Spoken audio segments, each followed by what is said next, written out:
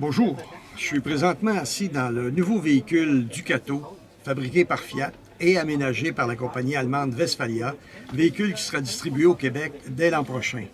Et pour vous en parler, puis parler d'un petit peu de l'avenir de ce véhicule chez nous, il me fait plaisir de vous présenter le président de New West Canada, mais qui va ouvrir un nouveau segment qui va s'appeler Westfalia Canada. Jean Dumais, que voici. Bonjour.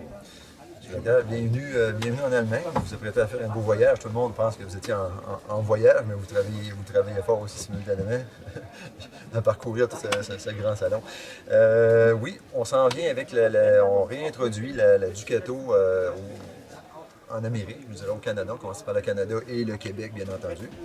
Alors, ça va être distribué, tous les véhicules vont arriver chez New West pour être distribués par la suite par un réseau via Westfalia Canada. On va rentrer principalement le modèle Columbus. Jean, une petite question. On sait que le Ducato Columbus se décline en plusieurs versions en Europe. Est-ce qu'il y aura seulement une version d'importer au Canada et quelles seront les dimensions? Présentement, nous avons en Amérique ce qu'on appelle la 6 mètres, c'est-à-dire 19 pieds et demi, donc qui rentre encore dans une case de stationnement, qui va merveilleusement bien avec les tests qu'on fait, tout ça. En 2013, on devrait être en mesure aussi de rentrer les deux autres modèles sur des bases un peu plus longues de 6 mètres 40, soit 23 pieds, avec un lit, aussi avec un lit permanent.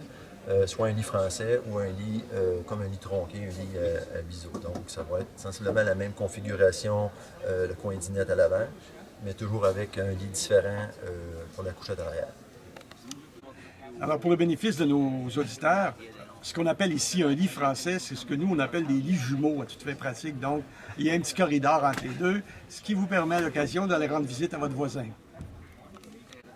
Alors bien qu'il soit relativement tôt pour parler de prix, est-ce qu'on peut avoir une idée de ce que va coûter un petit bijou comme celui-ci?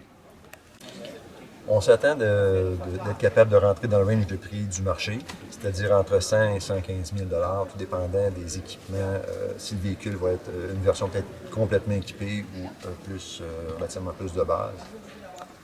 Alors, j'imagine, Jean, que si il est difficile de parler d'une fourchette de prix de façon précise, la date d'importation au Canada de ce véhicule-là doit aussi être encore en discussion avec la compagnie Westfalia. Définitivement. On attend le coup d'envoi de Fiat. C'est vraiment eux qui vont donner le coup d'envoi. On souhaite être capable d'en livrer pour l'été prochain, pour pouvoir en bénéficier. À ce que vous me dites, ce que je comprends, c'est que ce véhicule qui est un Ducato va être importé et le service va être assuré par Chrysler Canada et Chrysler aux États-Unis, puisque maintenant, Chrysler et Fiat font partie d'un nouveau couple reconstitué.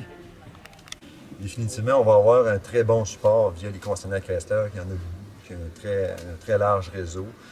Même dans certaines villes, on peut retrouver 4 à 5 dépositaires, donc le service va être vraiment disponible partout. Alors Jean, merci beaucoup.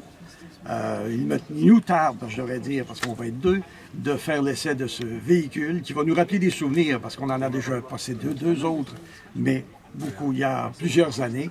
Alors, en vous quittant, on vous laisse sur quelques images de ce qui sera notre nouvelle maison pour les prochaines semaines à venir. Au plaisir!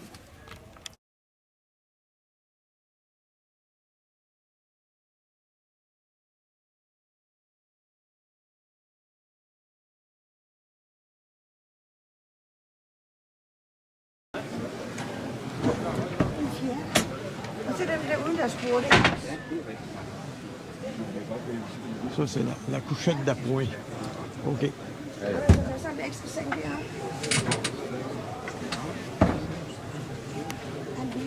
La douche, le glaciaire. Là, c'est un glaciaire. Westfalia. Réglable comme on avait autrefois, avec le commutateur. Un petit réchaud avec piezo au propane. Le lavabo. Le lavabo. On a le contrôle pour le plancher chauffant, si on va voir le plancher chauffant ici. Puis tous les contrôles centralisés.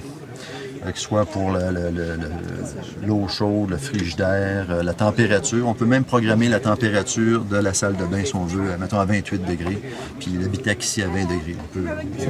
On peut faire ça. Puis ça nous donne aussi d'autres contrôles, la batterie, le niveau de la batterie, le niveau d'eau, c'est tous ces trucs-là. Donc, on est quasiment rendu à parler de domotique. Oui, définitivement, définitivement. Oui. La salle de bain peut ouvrir aussi la porte ouvre les deux sens pour avoir plus de facilité. Je vous montre l'accès. Alors, on a 2 drains de fond. Si par contre on t'en prend d'un bord ou l'autre, ben, il n'y a pas de problème, il n'y a pas d'accumulation d'eau. C'est toutes des composantes aussi excessivement solides. C'est du vrai miroir avec vraiment des pentures excessivement solides. C'est de quoi durable, hein?